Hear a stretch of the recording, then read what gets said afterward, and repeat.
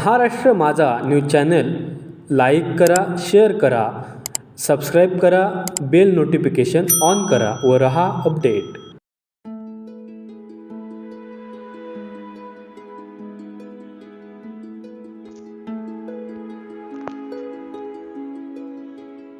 एका अंगणवाडी सेविकेची जिद्द काय असते हे दाखवून दिले वाफोलीतल्या तृप्ती परब यांनी. त्यांच्या पाठीशी होती आई वडिलांचे संस्कार आणि त्यांच्या प्रोत्साहनाची कधीही न संपणारी शिदोरी.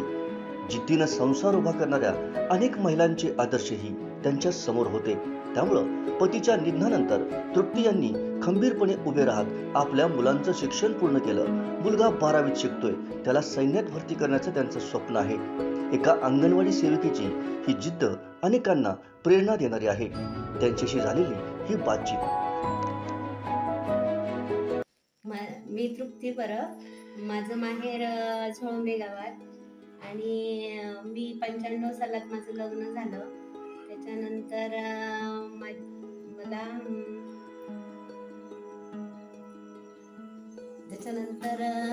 संसार आमचा सुखाचा चाललेला.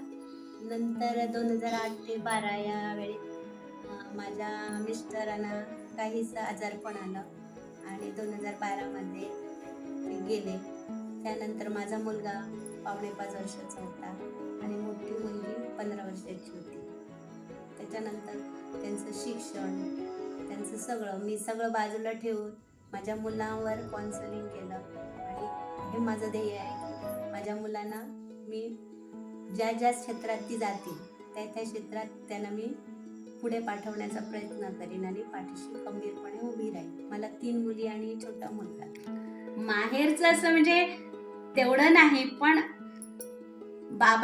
बाबांनी जे काय संस्कार केले ते आणि आई माझी तेव्हाची 7वी शिकलेली. मोठ्या मुलीचं मी 22व्या वर्षी लग्न केलं. 15वी शिकलं, B.Com झालेली तिला सांगितली गावात. आणि दुसरी B.Com झाली आहे आणि आताच क्रोममध्ये HDBच्या ह्याच्यात हल्ली 2 महिने झाले कामाला लागली आहे.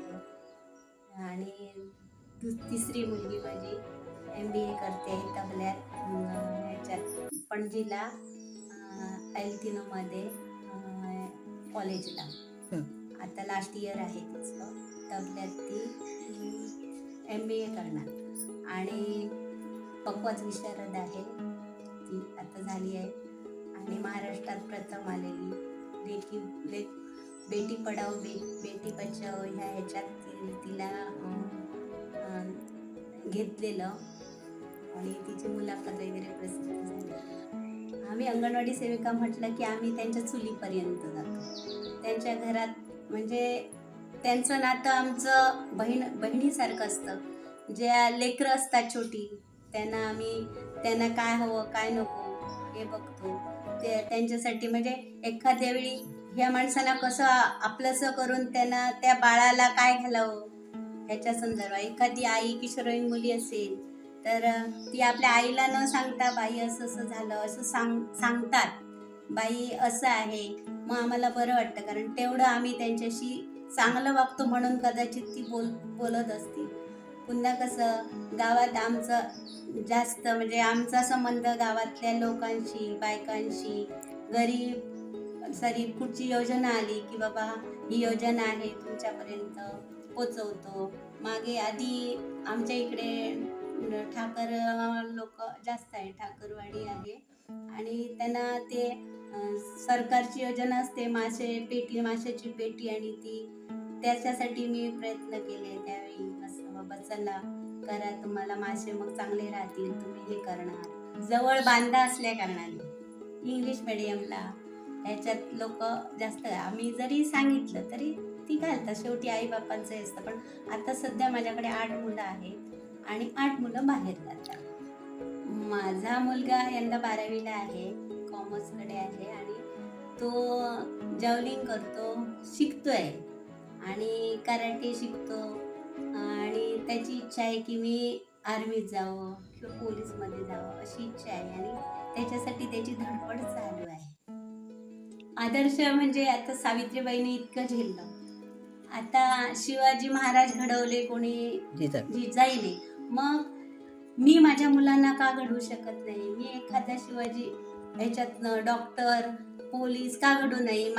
मी अंगणवाडीत 95 पासून बालवाडी चालवते आणि 2000 मध्ये अंगणवाडी झाली.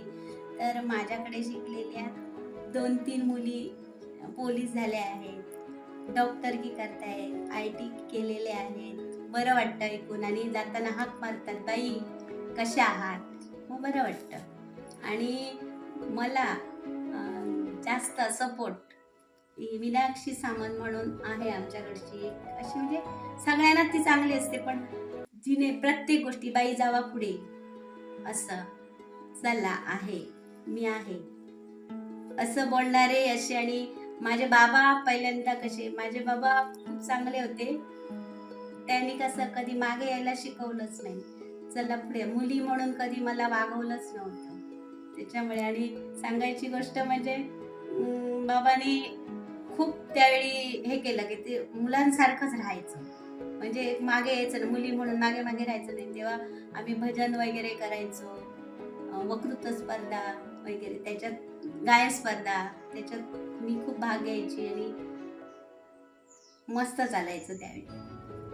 त्याच्यामुळे ते म्हणजे जे मी अगोदर अनुभवलं त्याचा फायदा झाला पुढच्या जीवनात. ज्यावेळी मिस्टर गेले तेव्हा कसं एकटी असं वाटलं, पण नाही, माझ्या मुलांसाठी वाघीण बनलं पाहिजे आणि पुढे गेलं पाहिजे, म्हणून मी प्रयत्न केले. आणि परमेश्वराने आणि वाफोलीची माऊली आणि आईर्वस यांनी मला साथ दिली आणि माझ्या माहेरच्या देवाने.